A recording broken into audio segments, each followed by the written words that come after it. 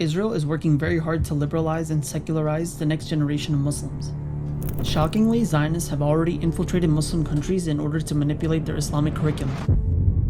An Israeli-based group ironically called the Institute for Monitoring Peace and Cultural Tolerance in School Education, IMPACT for short, has attacked school curricula in various Muslim countries to promote disbelief and deviance, while also undermining traditional Islamic teachings under the guise of establishing peace.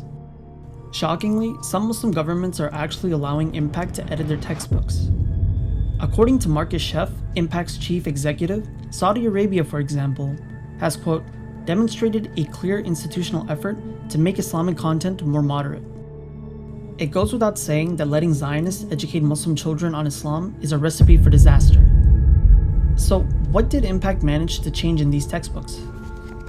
Consider this. After IMPACT's 2020 report, Saudi Arabia in 2021 removed part of a hadith that told the story of a sick Jewish boy being cured after embracing Islam, where after the Prophet Muhammad ﷺ praised Allah subhanahu wa ta'ala for saving the boy from Jahannam because of the conversion.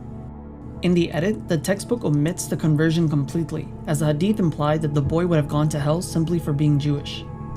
It's interesting to note that this particular edit was classified by IMPACT as an edit done to Tawheed, which is the single most important tenet of Islam, where belief in Allah subhanahu wa ta'ala is paramount. Essentially, the edit targets the Islamic belief that salvation cannot be achieved without accepting Islam. Other edits delete ayat and hadith that say that mushrikeen are bound for the hellfire. According to IMPACT, these Islamic texts and standard orthodox teachings are hateful and extreme. IMPACT's attack on Tawheed is only the tip of the proverbial iceberg. Other liberal ideologies such as LGBT doctrine, feminism, and secularism are inserted into the curriculum. After IMPACT's 2019 report to Saudi Arabia, texts which taught that God punishes societies with rampant sexual immorality were scrubbed the following year. Other passages which condemn homosexual behavior according to Islamic orthodoxy were also removed. To make matters worse, Saudi Arabia is not the only Muslim nation that is letting IMPACT change its textbooks. Qatar and the United Arab Emirates have also put the education of their children in the hands of Zionists.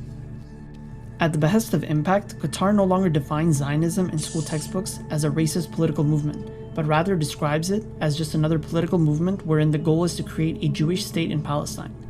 Israel's racist and genocidal policies are no longer included.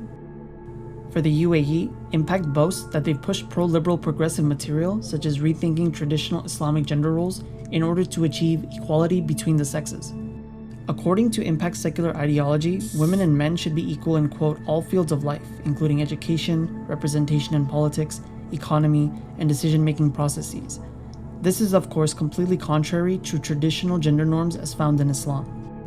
Beyond pushing liberalism and secularism, there are other extremely disturbing changes to the textbooks.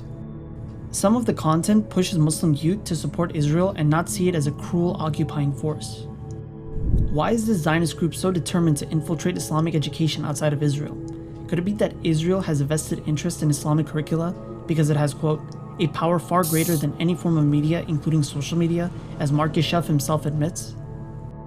Is it possible that countries like Saudi Arabia, Qatar, and the UAE, in their recent normalization of ties with Israel, are letting the apartheid state dictate what is presented in school curricula to destroy the next generation of Muslims?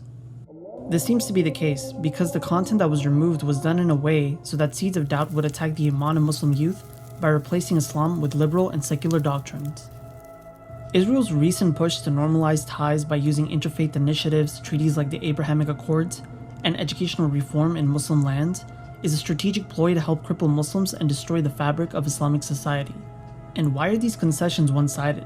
While Muslim countries are bending backwards to appease Israel, does Israel reciprocate when it comes to the genocidal policies used against Palestinians? The Ummah should have an issue with governments, imams, and celebrity dawah figures supporting initiatives that help normalize ties with Israel, especially when their Muslim brothers and sisters are being killed by the Zionist regime day after day. While Israel plans to erase Islam from the hearts of Muslims, Allah is always the best of planners. May Allah help us keep our iman strong and fight against those that oppress the Ummah. Ameen.